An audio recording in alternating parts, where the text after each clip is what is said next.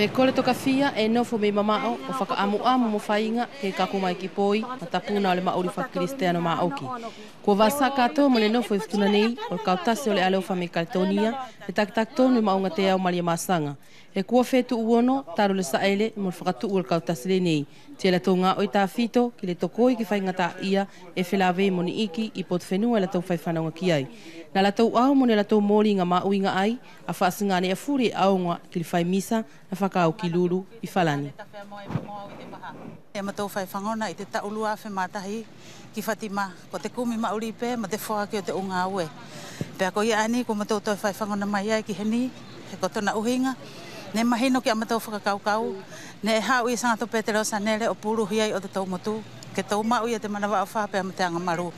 E hau whakaamu pe ke sio i e oku ki te hina mo aku whae. E mauri te upalo ki a ani e lua.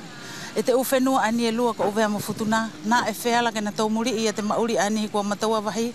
Ke wheala i he temi ke na tau hoko ati te mauri ma te kahau. Kua fualoa la tau nofu mo te uteu ki whakasako mai la tau whanonga tapu. O se whainga maari e fōki la tau au o te whilawe mo la tau whamiri. O le tau pau mo le whakatiotio whasingane e furi au ngaki fulau. E to o e tuisa waka ma alafu mo whai nuava.